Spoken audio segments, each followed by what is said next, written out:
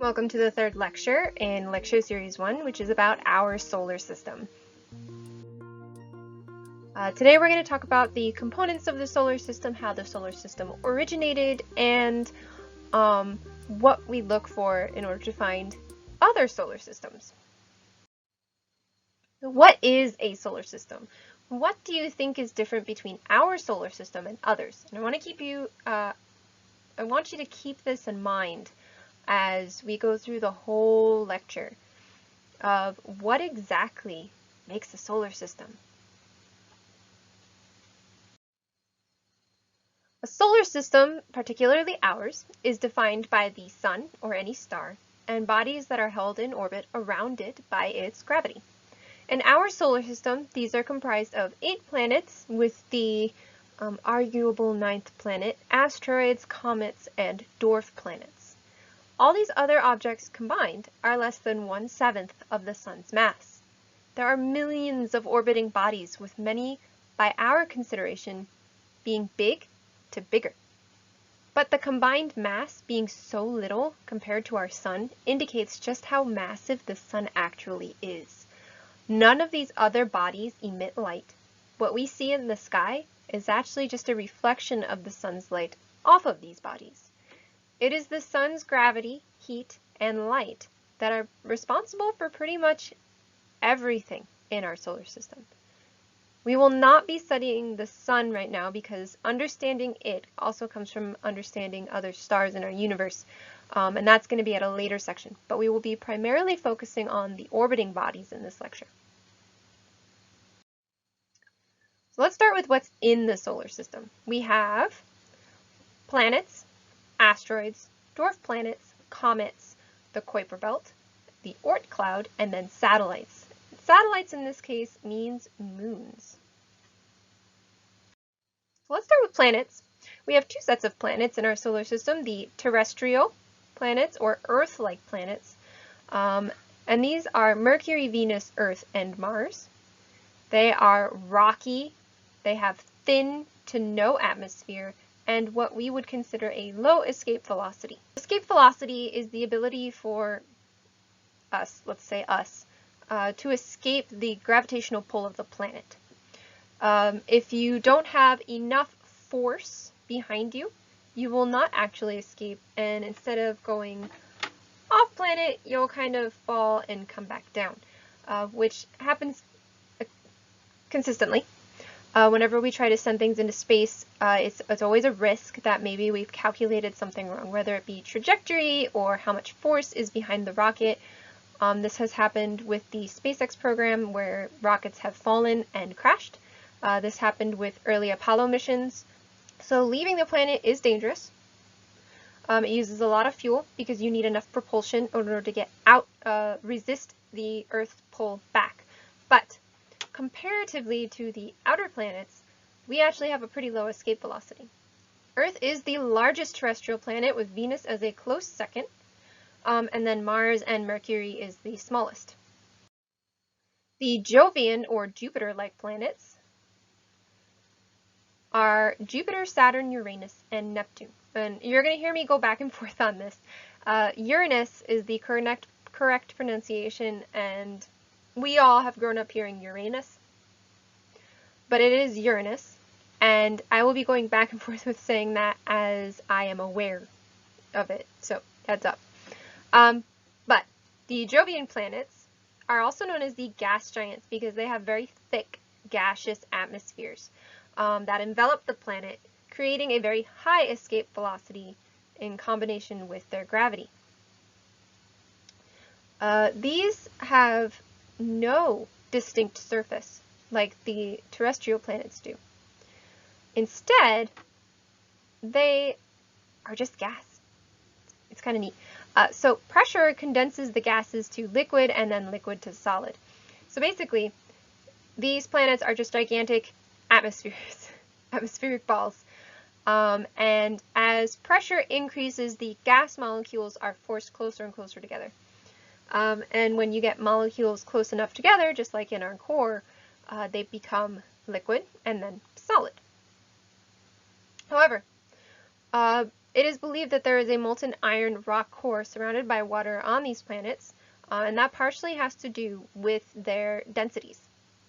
Since their pressure is high enough to turn gas into water and solids, we will probably never actually visit any solid place on these planets, at least right now. And we won't really be able to land anything on them with the current technology we have because the pressure is so high for us or a spacecraft to endure.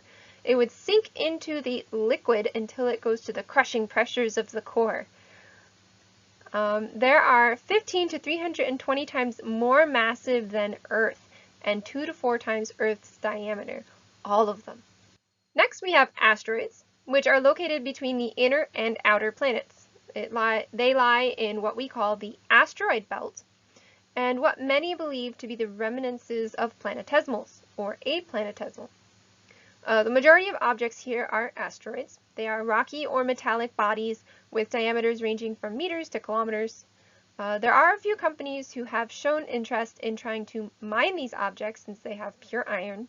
And if you've ever watched the show The Expanse, the Belters are actually mining asteroids. Asteroids do have pure iron, and that's why asteroid metal, for example, getting rings made from asteroid iron, is so highly prized, is because it is pure iron. There's no impurities within it, which we can't find on Earth. You also have ices on some of them. Some of them look to be composed of just dust, whereas others are really solid, and they are both rocky and iron, which is interesting. So there's 3 types of asteroids. Asteroids are pretty interesting because many people theorize they were once a planet, but the reason that the planet did not survive was because of Jupiter's pull, pulling it apart every time it tried to coalesce into a planet itself, which we'll talk about in a bit. But within the asteroid belt is the Dwarf Planets series, which is about 7% of Earth's diameter, meaning it is smaller than Mercury.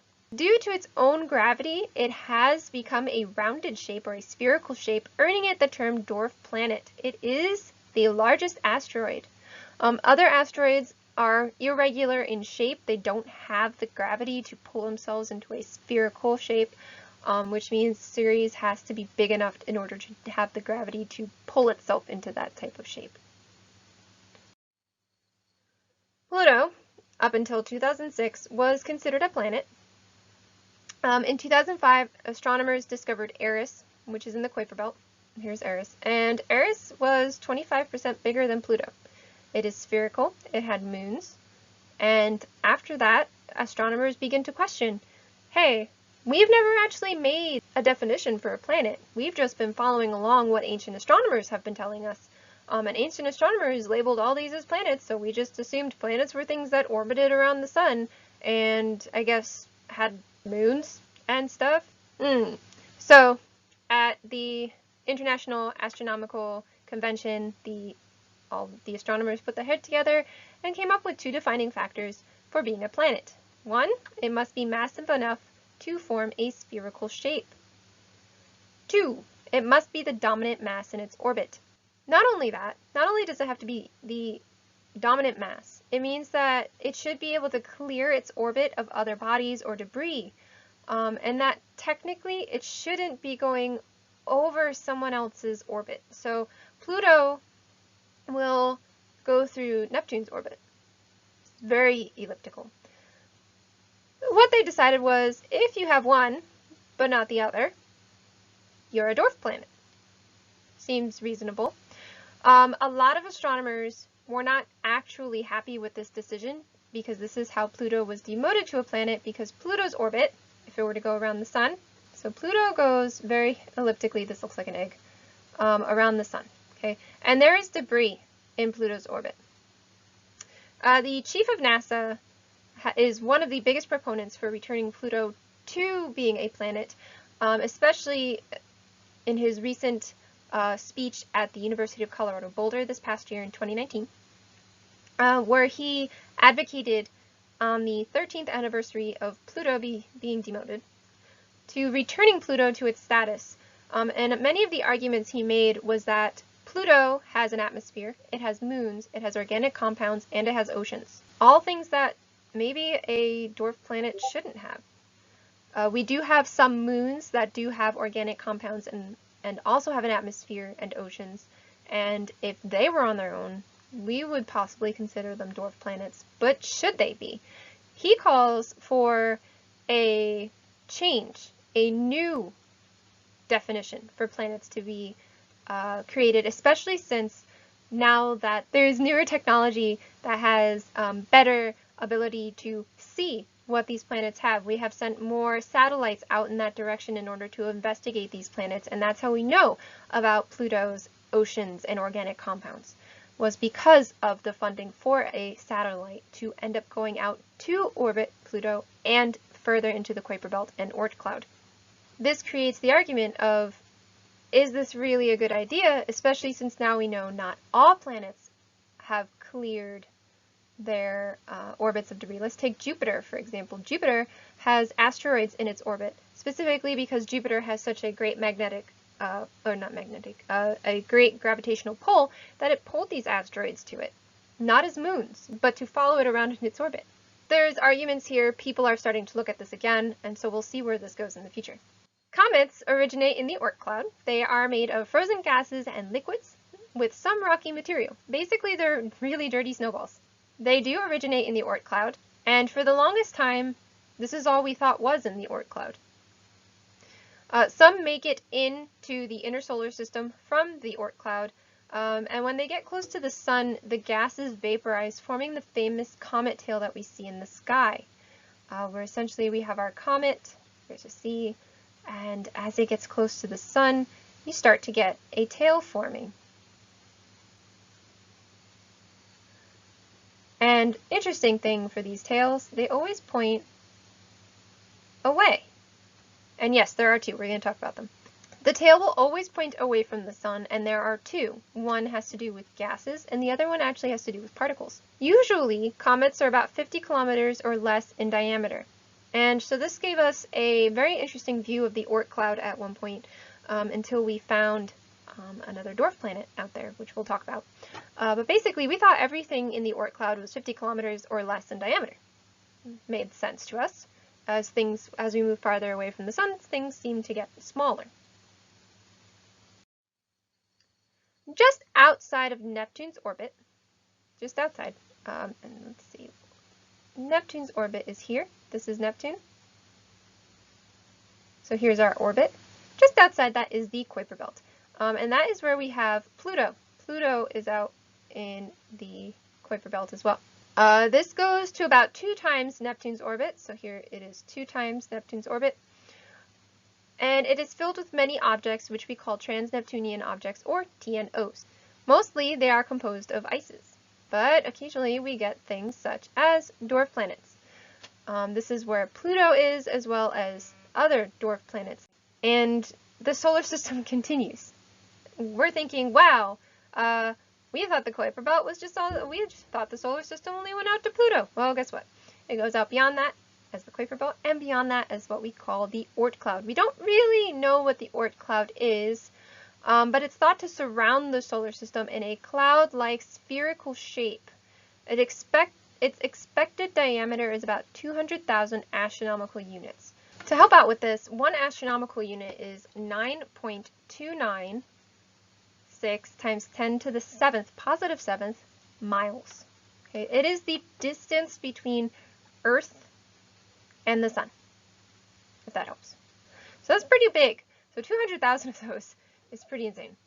Actually, I will let you know what that is right now. 200,000 astronomical units is equal to 1.859116 times 10 to the 13th miles. That's pretty big.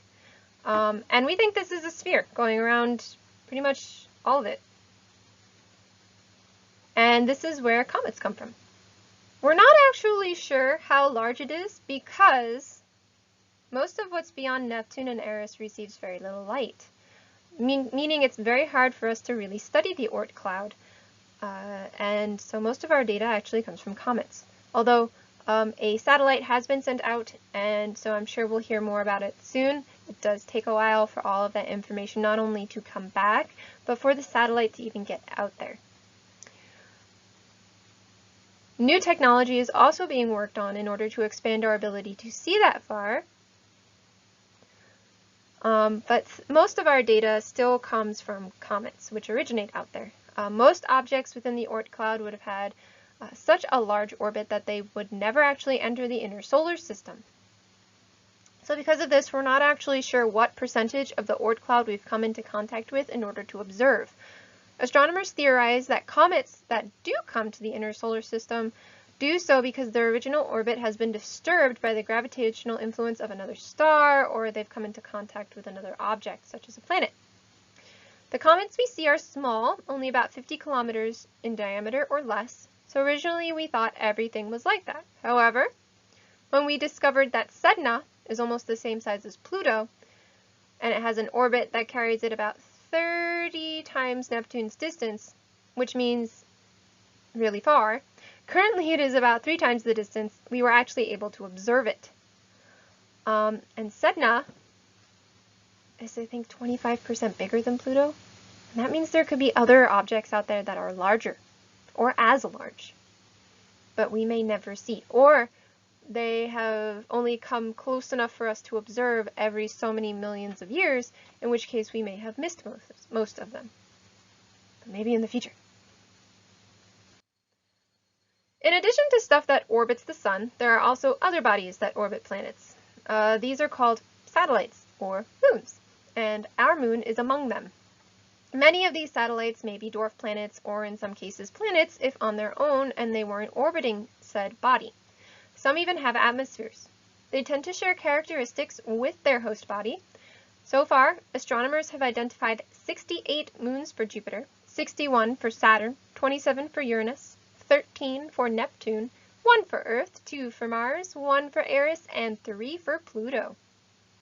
All 8 planets, and Pluto, revolve around the Sun in nearly circular orbital patterns, on nearly the same orbital plane, and in counterclockwise rotations. In addition to their orbit around the Sun, each planet rotates on their own axis, also in a counterclockwise rotation, except Venus. They go clockwise. They're special.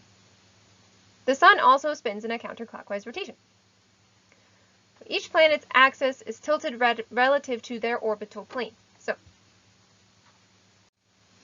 what we have is essentially everything goes in the same direction. Pretty much everything rotates in the same direction, and they're all essentially orbiting on the same plane, which means if this was our plane, everything's essentially orbiting like this. One flat movement, which is kind of neat. So everything is essentially on the same plane. They're almost flat. They're going in elliptical movements around the Sun. Axes of planets are tilted relative to their orbital plane. So if the orbital plane is like this, for example, Earth has an axis of about 23 degrees, about here, with the exception of Uranus, who spins sideways. Again, lots of special people. So Earth has an axis of 23.5 degrees. But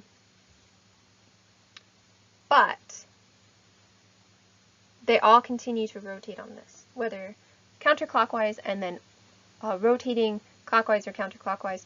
So Uranus is sideways. Even its moon revolves around sideways relative to us, but to Uranus, it continues to circle the equator.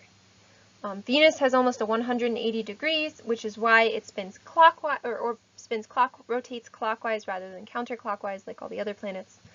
But it's pretty interesting how these are very fundamental features. They are the two fundamental features: a consistent orbit and spin, and the flat structure of everything. And satellites end up forming mini solar systems with their host planets, where they also orbit counterclockwise and rotate counterclockwise around their host planet. And so this gives insight to the possibility of how the solar system formed. And then we have planetary spacing. The inner planets are about 0.3 to 0.4 astronomical units apart, but the outer planets are 4 to 11 astronomical units apart. And this kind of brings up a question. Why? And so the way we answer this is we don't really know. We're not really understanding it quite yet. We have theories. We think that not all planetary configurations are stable for long periods of time due to gravitational interactions between them. So the solar system could have been formed the way we see it today, or there could have been gradual shifts until the planets reached a stable set of orbits where they were no longer interfering with each other. So, as I said earlier, we essentially have a flat plane. Everything is orbiting on this same plane. They are all going in this counterclockwise direction, including spinning in counterclockwise directions, with the exception of the few. For example, Uranus spinning this way, and Venus spinning this way. But basically, everything is spinning and orbiting in the same direction, and our moons are doing the same thing, showing a miniaturized version of the solar system. And it's pretty cool how this all works out, and it essentially, even as you get smaller and smaller and smaller, they replicate the same systems. Now we're going to move on to compositions in the solar system. We, or astronomers, have determined that the sun is 71% hydrogen, 27% helium, 2% oxygen, carbon, iron, uranium, etc. in vapor form. The Jovian planets share similar compositions. Their mass is also mostly hydrogen or icy volatiles, such as water ice, ammonia ice, methane ice. The terrestrial planets, though, are rocky. They are dominated by silica and oxygen in the form of SiO2. Aluminum, magnesium, sulfur, and iron. The densities of the planets tell us its core properties, and all data that we have is obtained through something called spectroscopy. And that's using the sun and the light to go through their atmospheres and determine, based on colors, what the composition is. And we're going to go over that in the future a little bit, so don't you worry.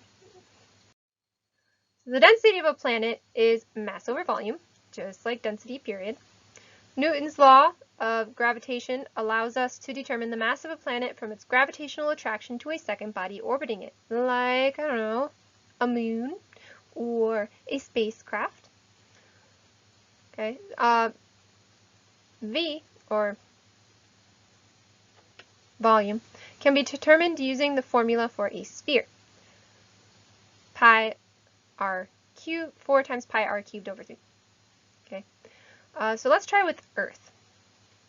R equals 6.37 times 10 to the 6th meters. Okay, we know the radius of the Earth. M is 5.97 times 10 to the 24th kilograms. That's the mass. And then we have our meters cubed, 1,000 liters. Okay, so density, which is rho, and this little symbol right here has to do with planetary mass and planetary volume. So planetary mass over planetary volume, so 5.97 times 10 to the 24th over 4 pi times 6.37 times 10 to the 6th meters cubed over 3. Okay, so I'll give you a couple minutes. You do that. All right, I'm going to pretend that was enough time because otherwise it's weird. All right, so what you should be getting is 5.97 times 10 to the 24th over 1.08 times 10 to the 21st.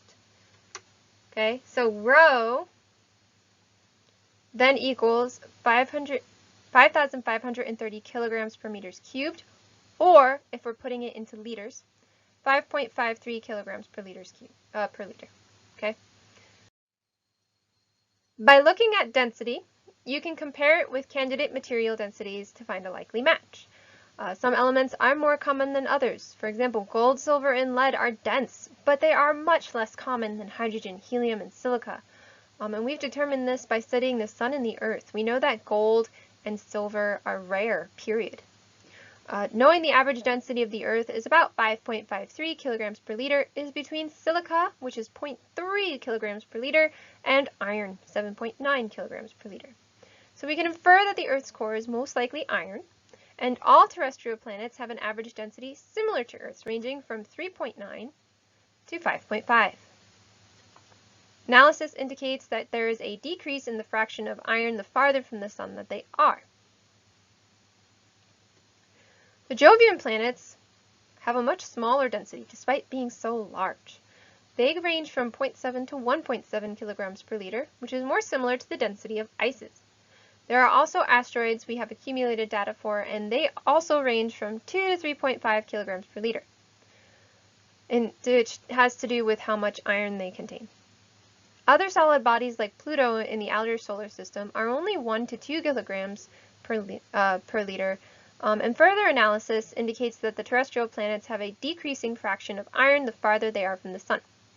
The outer solar system densities indicate low-density material cores. However, we theorize they have a rock and iron core about the size of Earth, which would explain their strong gravitational fields and high escape velocities.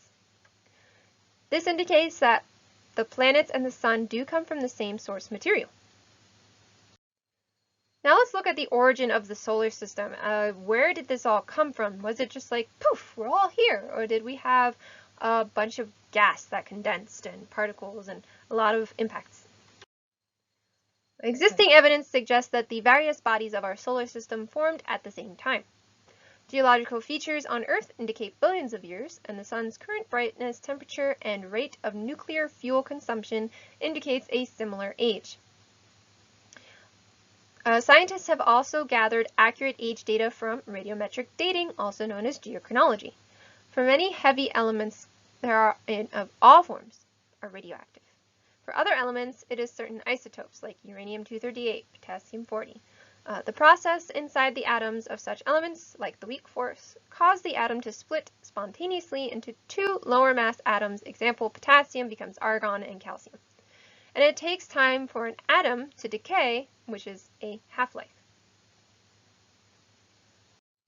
Okay, so you begin with 100% parent, you have a half-life that happens, then you have 50-50, keep going, 50-50, keep going, 50-50, keep going, 50-50. You never actually run out of parent. But the amount of parent to daughter ratio is very important because it tells you how many half-lives have passed, and so how old material can be. In this and many instances with radiometric dating, it dates when the rock became what is known as a closed system, or for simplicity's sake, when it was last molten. When you have molten rock, like a volcano, you won't find much calcium or argon in the material. At this point, the rock is considered an open system, and both gases can readily escape, making it seem as though it has not aged at all.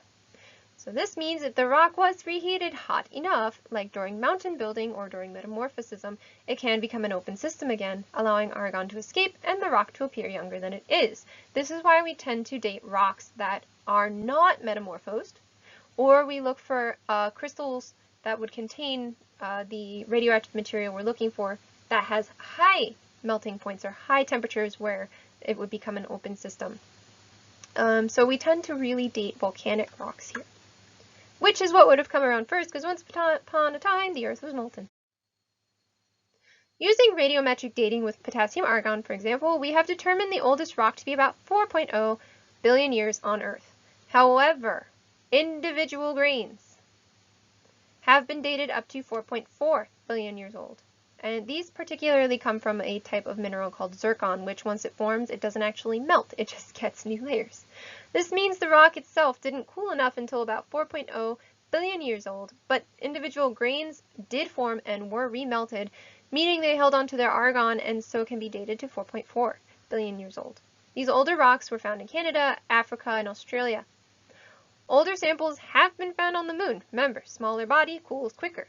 And meteorites, which indicate an age of about 4.56 billion years old.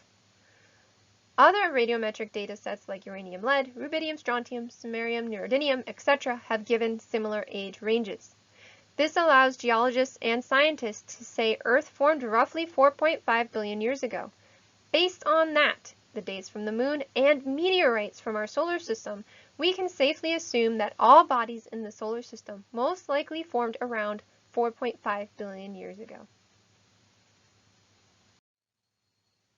In the 18th century, Immanuel Kant and Pierre-Simon Laplace proposed the now called star nebula theory, which indicated that the solar system originated from a rotating disk-shaped cloud, also known as a nebula, of gas and dust, and the outer part became the planets, with the innermost part becoming the sun. Modern day theory, which came from this, is basically the same thing as the solar nebula theory, but it proposes an age of about 4.5 billion years for our solar system, meaning we were actually born from something called an interstellar cloud, which is a large aggregate of dust and gas. These are fairly common around young stars in our galaxy, and we have seen them. More stars could have planets or interstellar clouds, which may form planets.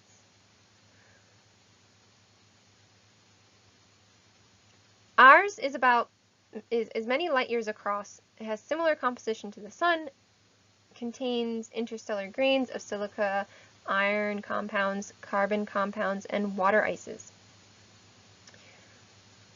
In addition to that, and through estimated spectroscopy of the Sun, we think there would have been about 71% hydrogen, 27% helium, and 2% of everything else. There would have been grains, and we have found some of these on ancient meteorites, including very, very tiny diamonds. Interstellar grains range from large molecules to micrometers or larger, and they are thought to be a mix of silicon, oxygen, iron compounds, carbon compounds, and water ices. So gravitational attraction between matter in the cloud would have caused it to collapse inward, probably due to the collapse of a nearby star or a collision with another cloud, but essentially it would have started, you would have had collision beginning, collapse would have begun, and as this collapse occurs, and with rotation, it would form a disk. This would be flattened due to conservation of angular momentum, which causes an object to spin faster as its radius becomes smaller. Think of figure skaters. They make themselves very, very small so they can spin very, very fast. After a few million years, it would actually condense enough to become what we call a solar nebula, which would be assumed to be about 200 astronomical units across. Most of the matter collected in the center, where it would form the Sun. During the collapse, gravitational potential energy would have become thermal energy, and the inner parts would be very hot due to radiation from the young Sun and impacts from gas falling into the disk. The outer parts, however, would be relatively cool, as it would be too far from radiation and collisions would become slower and weaker. And so this is what we assume would have happened. This is an artist's rendition. So basically we think here is our interstellar cloud, and something happens. So now everything's going to start to collapse inward. And as it were, we're already spinning. And so as we're continuing to spin, we're going to become smaller and smaller as we spin faster and faster, becoming hotter and hotter. As the disk begins to cool, condensation would begin. So we think of condensation as water starts to form, right? Condensation could mean condensation of anything, from gas to liquid. Okay. When temperatures reach about 1400 Kelvin, iron would begin to condensate. When we reach about 1300 Kelvin, silicons would begin to form. Below 180 Kelvin, water begins to form. And the inner disk wouldn't cool enough for water to form, but we would get iron and silicates. So here we would see this in the inner planets and the outer planets would have all of them. The inner disk, no water, methane or ammonia would be able to condense. It would be stuck as a vapor because it's too hot in the inner parts. However, they could combine with silicate grains chemically, meaning you would have silicon, oxygen, and methane, silicon, oxygen, and ammonia. So basically, the vapors would get caught in the grains that are being formed. About 4 astronomical units from the Sun, about where Jupiter is, water, ammonia, and methane would be able to start condensing, particularly water. This 4 astronomical units from the Sun is known as the frost line, and this is where water starts to form, specifically water. Ammonia and methane begins to condense around here, and it goes further the farther you get. But the inner planets would never get it. But because it can combine chemically with silicates, it would allow for rocky planets to contain small quantities of water vapor and other gases. As particles condense, they would begin to stick together in a process called accretion, forming bigger and bigger grains and clumps. Accretion is literally static electricity. So the process where particles stick together, forming bigger and bigger grains, is due to becoming electrically charged due to impact with each other and gases. So think of rubbing a balloon on your head and having the hair stick up. That's essentially what's going on, except they would end up sticking together because they're charged. This would happen with regolith on the moon as well. Because of static electricity, the regolith would actually clump together and you could actually form little balls with it. I wouldn't recommend throwing them at each other, but you know. So we assume this would be occurring because of those electrical charges. More collisions would allow these clumps to grow further, ranging from millimeters to kilometers if we didn't have violent collisions. Violent collisions start all over. Larger objects at this point would be called planetesimals, or small planet-like bodies. Planetesimals near the Sun, formed primarily from iron and silicates, further from the Sun incorporated ices and frozen gases, which led to two types of planetary formation, rocky iron and icy rocky iron. Planetesimals beyond the frost line most likely grew quicker because they were able to incorporate these ices, which would allow them to obtain several times more mass than silicon, oxygen, and iron would ever form. When planetesimals reach a certain size, well, when anything reaches a certain size, it will begin to develop a significant gravitational attraction, which will cause it to bring in more matter more rapidly. More planetesimal, and planetesimal object collisions, less violent collisions led to merging, with more violent leading to shattering. Merging means an increase in mass and therefore gravitational attraction, which drew more, and essentially all these planetesimals began to clump together, forming rings around the Sun, which would eventually become the more circular elliptical orbits that the planets use today. Planetary growth would have been quite rapid in the outer areas of the solar system due to abundant ice, and once a body grew several times the mass of Earth, it was able to attract and retain gas with its own gravity. How gas giants accrued helium and hydrogen-rich atmospheres was because hydrogen and helium were not only the most abundant materials, but because they were able to grow so massive so quickly. So if we were to really look at this a bit, we would see that we have impacts happening. Well, what happens when all these impacts keep happening? When you hit things hard enough, something's going to start happening. And so the impact of impacts is heating. So impacts cause heat to form. Okay, impact heating is the actual name. Is a release of gravitational potential energy, or the energy of motion. So the energy of motion becomes the energy of heat. Heat also is generated by the many radioactive elements that we have in each of these young planets. And so heat melted the young planets, which allowed high-density materials like iron to end up in the core and lighter silicates to rise up to the crust in a process called differentiation. Think of olive oil and vinegar salad dressing. You shake it all together, and over time it separates. For those of you who don't eat salad or have never seen salad dressing, girls, you can, or boys, all of you, go to Target, go to the makeup remover section, and look for the waterproof oil makeup remover, and you'll see that there's two separate layers, and then you can shake them up and they'll go together. Otherwise, just go to the olive oil and vinegar section of Target or Walmart or whatever grocery food store and shake it together and watch it separate. That's differentiation. It's when you have two immiscible fluids that are like, nah, and they separate because they don't want to be friends.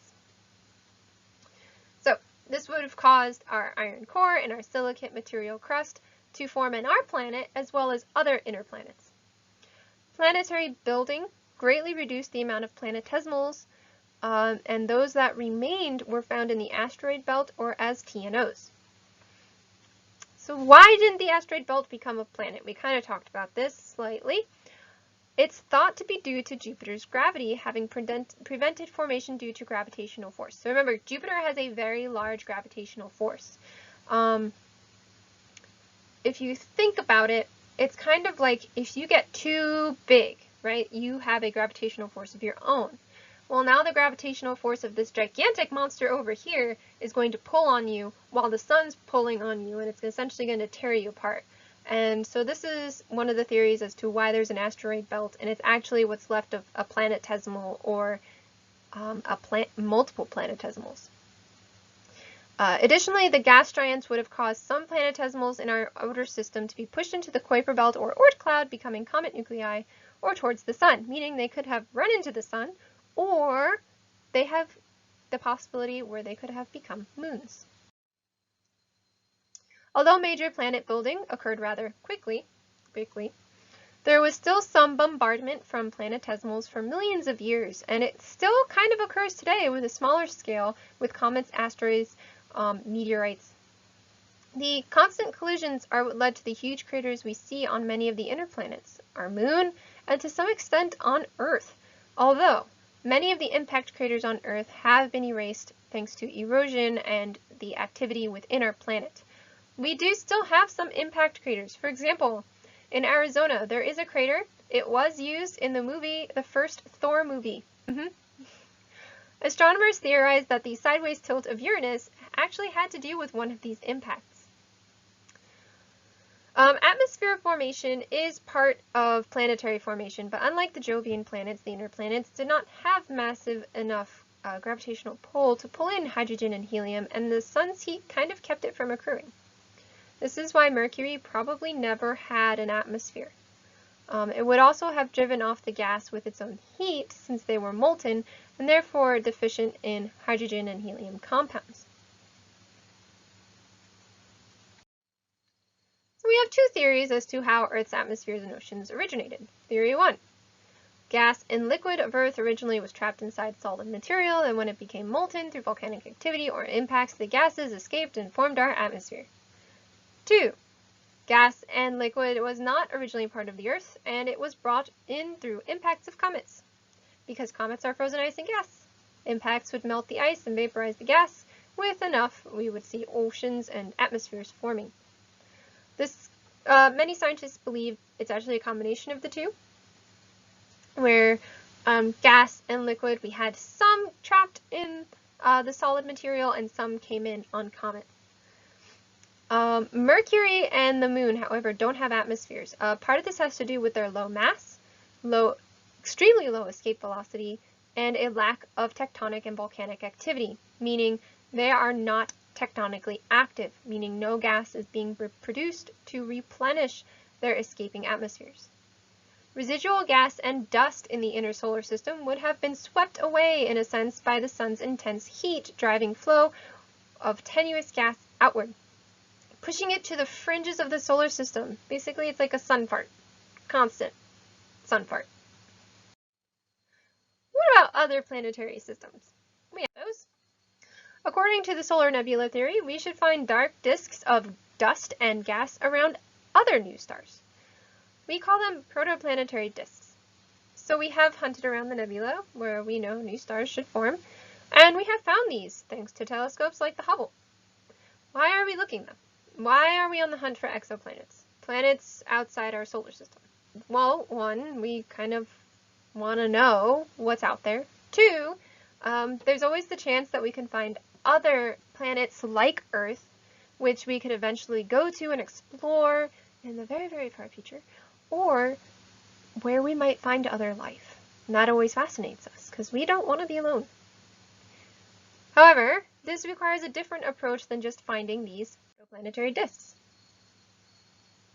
If that cut off, it's finding protoplanetary disks.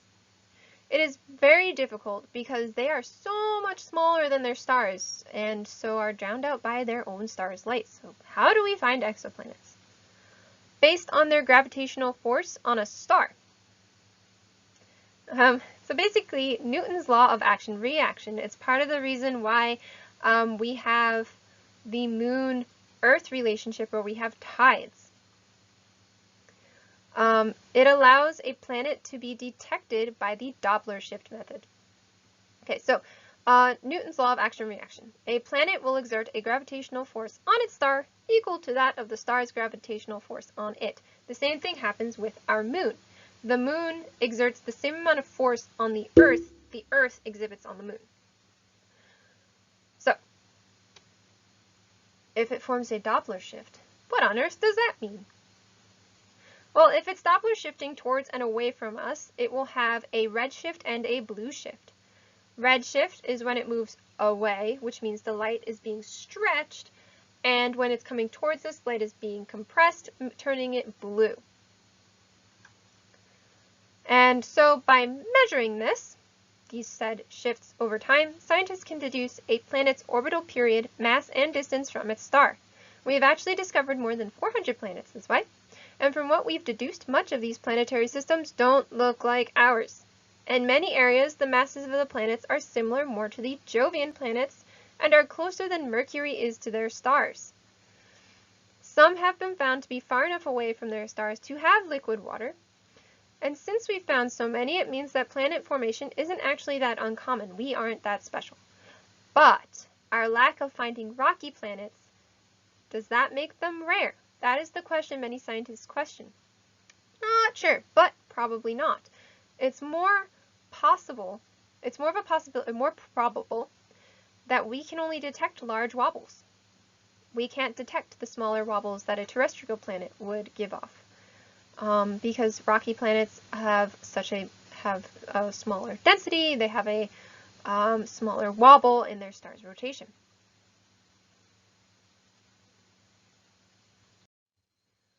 Why are we finding gas giants so close to their stars, though? Ours aren't that close. Well, the theory is planets migrate.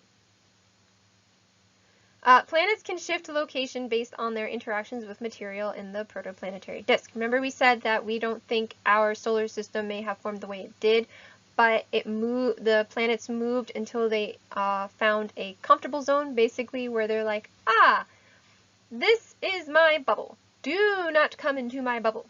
And depending on the planet's gravitational strength depended on how big its personal space bubble was. So gravitational attraction between forming planets and leftover material can cause planets' orbits to shift in or out, because they're essentially drawn in the direction of material to eat, like Pac-Man. So how could this affect other planets? Well, these bigger planets could absorb them. It could cause their orbits to become erratic and cause them to crash into their own star or even fly out of their system. We see some of these stars have increased iron compared to our sun, so this may have been an instance in these systems. We've also found that stars with higher iron levels are more likely to have planets. Exoplanets may form easier from a cloud with more heavy elements, but 25% of stars with more iron than the sun have planets, and only 3% of stars with the same amount of iron as our sun have planets. It may just be that we can't see all of the planets. And then we have developed some newer methods for detection. The first one is direct imaging, which is infrared detection. Basically, it uses infrared. This has found 12 exoplanets so far, and it works best for planets farther from a star. Next is the transit method. And in this one, the planet is detected as it passes in front of a star, dimming its light. This works better for large planets that are close to their star, because if it's too small, there's too little blockage, and if it's too far, their orbits may not actually line up with our line of sight. When a planet crosses in front of a star, we also get the chance to study its atmosphere through spectroscopy. Stars' light filters through the atmosphere, which gives us colors, which tells us which wavelengths there is, which tells us which elements, because each element has a specific wavelength that it gives off. And so it tells us the atmospheric composition of the planet.